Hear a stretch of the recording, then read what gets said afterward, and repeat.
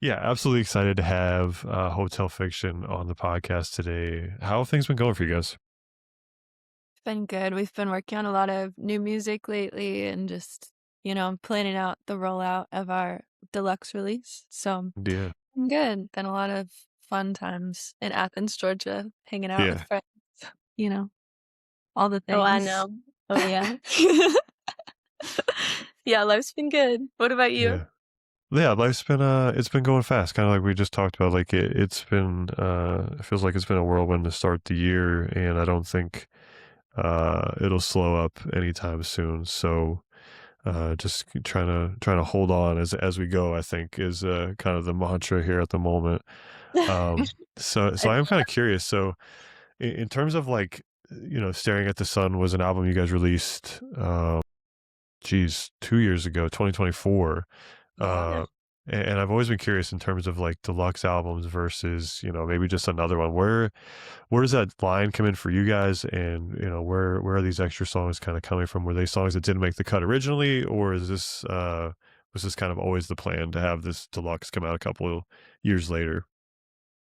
Yeah, that's a great question because I feel like artists approach their deluxes really differently. For this one, we decided to kind of place sort of this restriction that we wanted the songs to have been written at around the same time we were writing our Staring at the Sun record. Because, when we were thinking about what we could add, there was definitely a deep well of things we could put in there that might work thematically or might work with similar vibes. But we wanted to pick songs that were made when we were just kind of the same people that we were writing that record. So, we picked 2 new songs that didn't make the cut, but that still felt special to us in different ways. And then we also, had a really fun experience a couple years ago reimagining some songs from a previous record, so we wanted to do a different version of Sunrise. There were a couple different ways we kind of thought that song could go when we were first recording it, and so we sort of took a little bit of a different direction this time, and then we did an acoustic version of our song, Still Frozen, with, our friends Hey Nothing, which was also really, really fun.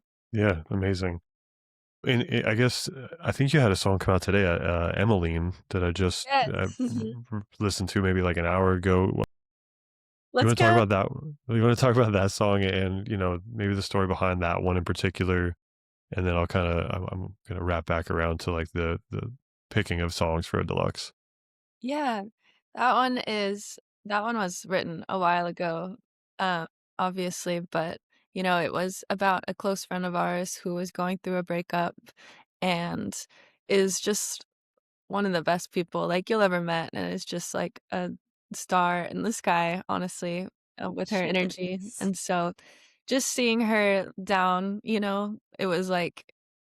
was just such a weird dichotomy, I guess, for the person that I know she is, and so it's kind of about that and just about how one day things will all be better and she'll find the light again, and she definitely did. So she's like her normal happy self again, thriving, and, yeah, I guess it's just a letter to anyone that's kind of going through a hard time, kind of, like, to be there and to know that things are gonna get better. I think these days I think about other people I know going through a hard time, and kind of when we sing the song, I think about them or even me sometimes too, so Yeah. Yeah, I think that'll be a relatable topic until like the end of time, right? Like especially in Yes. today's especially with, the goings on of today and everything are going on around us. I feel like everybody's going through it in one way or another, to say the People are least. down right now. It's definitely. tough out there. It's in, like, Yeah. every way, Totally. really. I Yeah, think I it's mean, also a perfect song for the time too, because it's like we're in this dark winter and it's been so gray and cloudy, and so just kinda knowing that there's gonna be some sunlight coming around the corner and spring is on its way, like, the seasonal yeah. depression hits hard. Yeah, True. yeah, the seasonal depression. I feel like every year I'm like, I'm gonna do better with it, and then it Mhm. hits like this time of year. I'm just like, yep, nope, it's got the best of me, Yes. and there's no I always escaping it. expect it's gonna hit sooner too, because I think of, like, winter and I think of December, but it's, like, the dreary early New Year that it starts to hit. It's pretty brutal. Yeah, there's like nothing to look forward to. That's why, like, at least in December you Yeah. have the holidays and that kind of thing. But then January 1st hits, you're like, spring could be here tomorrow and I'd be okay. So when you guys, I talk to artists a lot, and they're like, they have these songs that are from years ago, maybe, that end up sooner or later making it to an album. In terms of maybe just the deluxe, right? You talked about picking songs from kind of the similar time where you've written them. Are there songs that maybe still haven't made like this particular cut, but might come back around some point later? Yes, absolutely. Yeah, I think, we always talk about too when you're writing, like not every song you write is going to be on an album in the first Mhm. place, but I also think that art kind of has a way of surprising you, so you might not expect it to be on this album and then maybe it's perfect for something years down the line. But there is definitely plenty in the vault that hasn't seen the light of day yet. And I think like obviously we think a lot about those decisions and so we usually feel pretty good about when things don't make it, we feel confident in that decision, but at the same time, for example, like these 2 songs, they were definitely songs that just kept staying in the back of our heads and knocking. Even writing our next album, we sort of brought back a couple unfinished songs that sort of had the same feeling that was like, we started this 3 years ago, but it's still knocking on the brain a little bit. It hasn't, like, slipped from the memory yet. That's sort of a good sign that maybe it could be yeah, used for something. yeah. Is now this with the deluxe is, I'm assuming, is like ready to roll. It comes out, what, like 2 or 3 weeks, somewhere in there. Uh, you guys are already kind of on to the next project, on to the next album. What is that kind of something, plans for later this year kind of situation, or where we're way out into the seasonal depression of 2027? Yeah, I think we're, hoping for the summer to be a release for that one. We just finished tracking for the most part, like, a week ago, and so we're Yeah, very excited to be, like, releasing the deluxe and then also have this record that we're super, super excited about just kind of in our arsenal ready to be released. yeah. Is it, as artists, is it easy to kind of move on from a project? So like, you're doing this deluxe, it's going to come out. Is it easy to kind of leave it in the past, or let it for fans to figure out what they want to sit with, with it, or is it Mm. um something that you kind of hold on to as well? It's definitely both, but I think as artists, we're always most excited for the next thing, you know?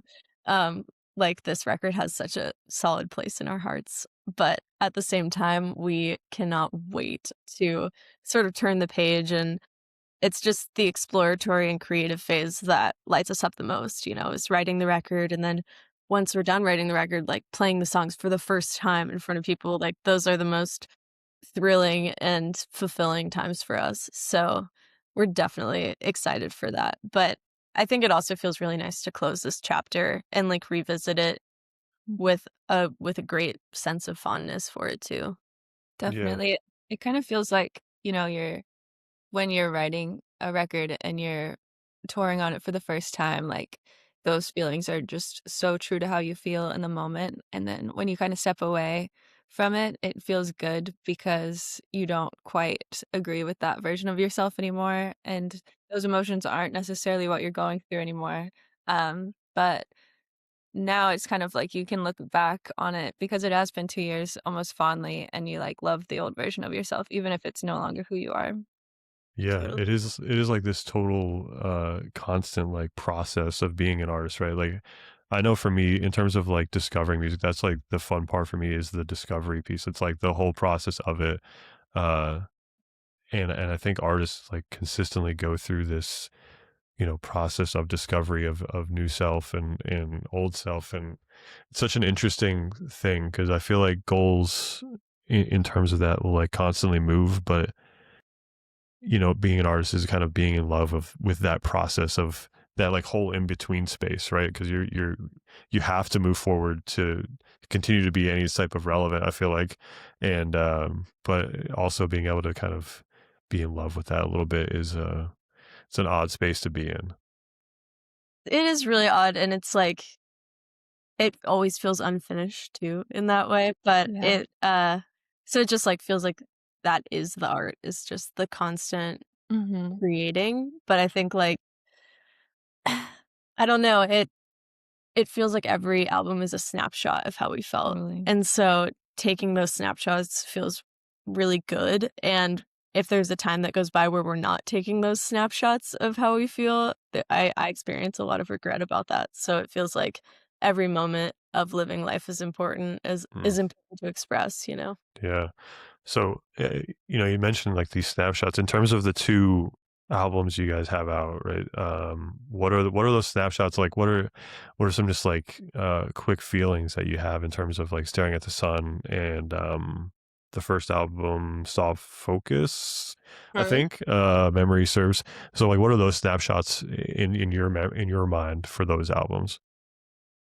Well, Soft Focus was an absolute whirlwind of discovery. It was like we were working with our producer for the first time, we were writing songs together for the first time, and I think that it took a lot of snapshots for us emotionally of things we were going through in college, like, relationships, also just, like, coming into our own independence, and then just, like, for the first time having thoughts about missing the past too, like, being old enough to even have a past to miss, I think, and Staring at the Sun was more discovering the in-betweens between, like, college and coming into full adulthood. So, once again, lots of, like, relationship goods and bads, but also just kind of, like, discovering what it means to live after you're in school with nothing else that's, like, that you're necessarily looking to, like, continuing to try to move towards, just kind of being in the moment more and what that means and the struggle with that too. Yeah, I You got think. anything? Go ahead. No, you got it. I thought you were gonna say She something. got it. She got it covered. Uh, It's funny too, because like when you're in school, I feel like that's all it like encompasses your entirety, right? You can't think of anything else outside of it. But then once you're kind of away from school, it feels like such a small, I don't want to call it unimportant piece of life, but it feels like, when you look back years and years and years, I'm out of school a long time. It feels like at this point, it doesn't feel as significant, and it's an odd perspective, I think, to have, because even there's a fondness of memories from when I was like even younger. I've been recently trying to like go back to music that um or songs that I feel like really impacted me as like a kid even.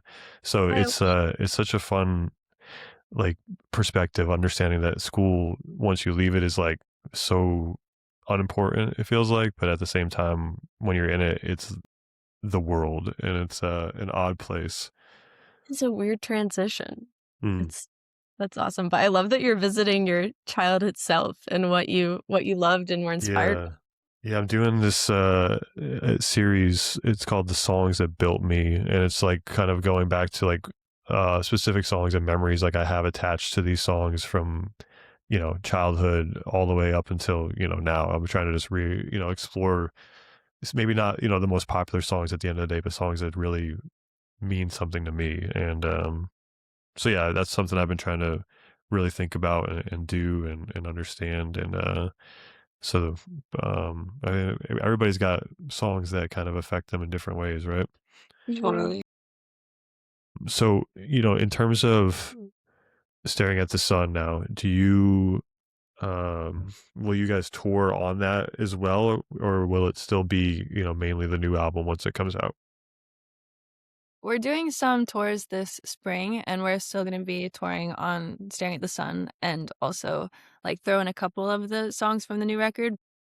After it comes out, in the summer, I think we're probably gonna tour mostly on the new record, but we'll always be playing our favorite songs off that record, probably as long as Yeah. we're a band, you know? Yeah.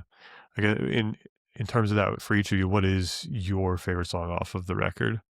Well, it's always changing, but right now it's Margot. Mhm. I feel like maybe Sunrise and Ghost of Me at the moment. I feel like Margot and Watching My Life Go By are a close second. I think I those are think, my too. In a Yeah. different order. yeah. I think for me too, like oddly enough, to kind of fall in line here, I think Margot is my favorite song off of the album as well. The new ones, withstanding. Are you guys finding, the social media aspect of life to be enjoyable, or is it, another hat to wear as an artist and a job, so to speak? Interesting. Question. I love that question too. I feel like, especially with everything going on in the world and all of the tragedy just around us right now, social media has been such an eye-opening thing to see what's going on in different parts of the country, and so I think that's been a good part of it because it's kind of been able to be this thing that joins us together Mhm. and also has been great for sharing information. But then on top of that, like, promoting your own music feels kind of dystopian because I've seen some artists post about, like, it with memes of playing a guitar in front of a burning building and, Hmm. like, this is how it feels to be promoting your music right now. Yeah. But at the same time, I think, like, art is so important at a time like this to kind of bring some hope and light on life and just to know that, like, art is always gonna be there and it's always gonna be created, and especially, like, even just this past weekend watching the Super Bowl and seeing, like, Bad Bunny's performance and knowing that, art is always gonna reflect the times and be more powerful, I think in that Hmm. way, social media has been a powerful thing. Mhm. I think Yeah. it's also Yeah. It's like, no, go Sorry. ahead. I was gonna You're say good. it's also tricky because like, everyone I know is trying to consume less social media, so it just feels also similarly dystopian to try to kind of make things more things for people to consume on these apps, Mm, because for whatever reason, if something does well, it's because it's reeling people in, and I'm like, do we want to reel people in that way of sort of grabbing attention that people are trying to bring back to things that are hmm. more centering in their lives? So, I think that I've been struggling with that a lot lately, and, um, I'm not really sure the answer. It's just Yeah. something we think about a lot and we talk about a lot. Yeah, I mean, it can really turn into like this, I don't want to like hellscape almost. Like you can really get caught up in like the darkness of what is, exactly what's going on around us every day. Um, but even, it's almost like that. You're right. It's like that dog meme where he's just like sitting with a cup of coffee as like the house is on fire around him. And that's what it feels like at times. Even for me, like I feel weird about it. And you kind of referenced the Super Bowl performance. Like I know absolutely zero Spanish, but did I like the halftime show? Yeah, of course I did. Like that's the cool thing about music. I feel like it does transcend that language barrier if you're just willing to hear it.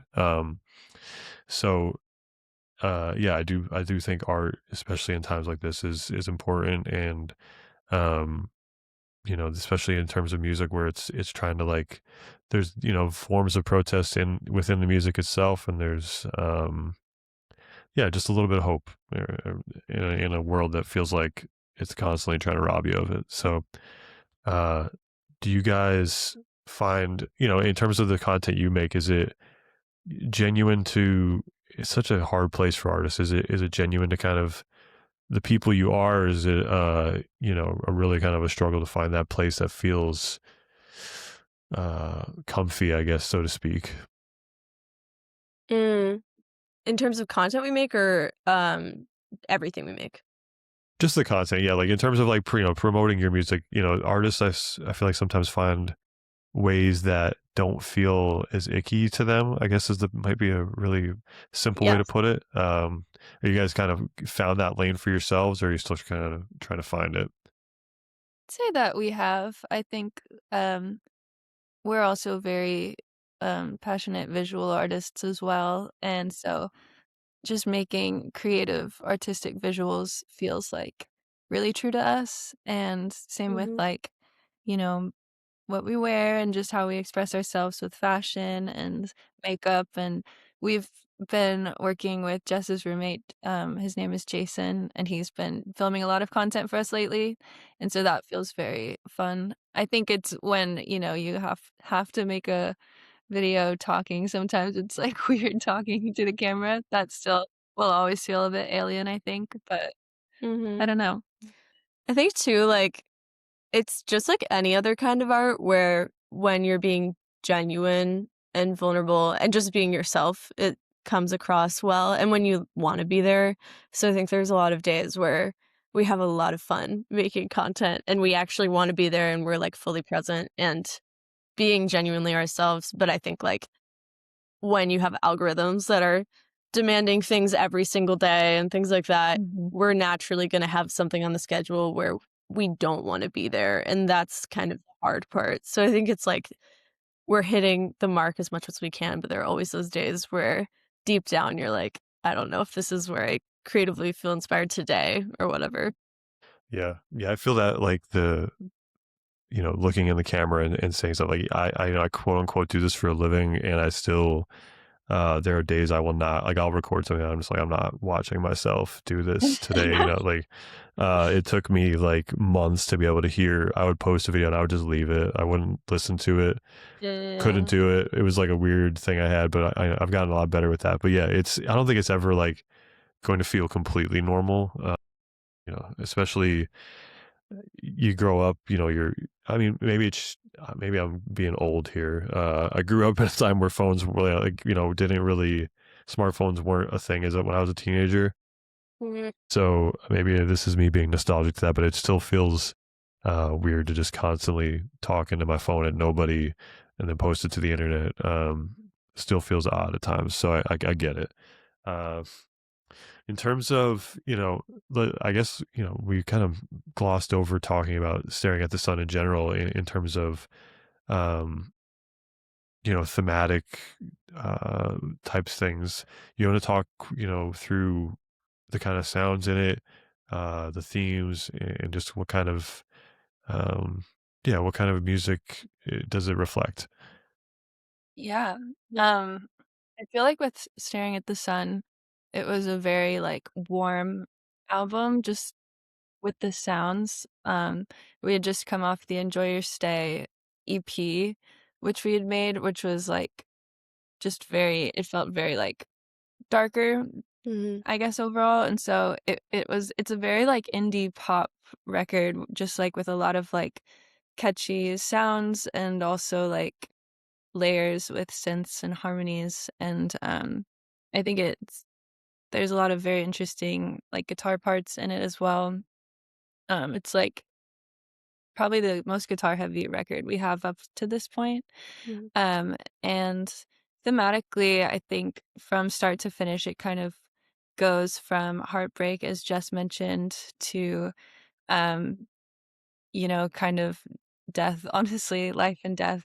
We talk about mortality a lot with Margot and with Next Life, and just the beauty of that as well, and friendship, and um, yeah, I think it was kind of us questioning all of those things and trying to understand them as people and writing through the process of understanding, what it's like to go through heartbreak for the first time and what it's like to contemplate your own mortality and just what it's like to be far away from your best friends for the first time and Mhm. um, just understanding all those emotions through music, which I think is really cool.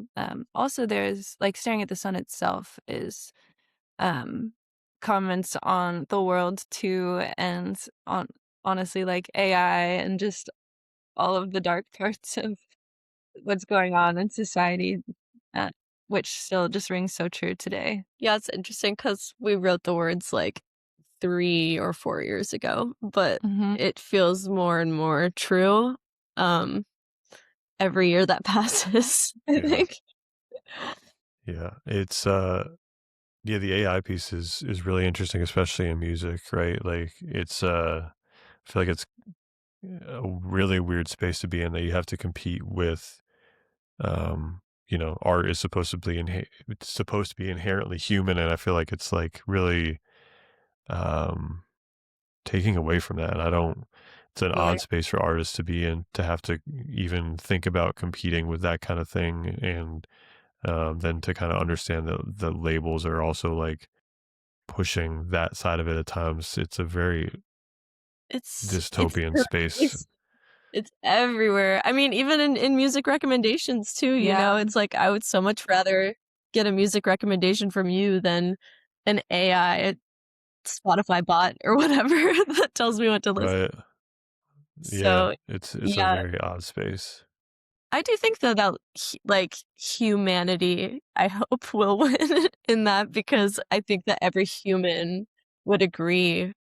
I hope. I think I'm wrong about that actually right now, but I would hope every human would agree that art made by humans is so much better than art generated by a Hmm. bot.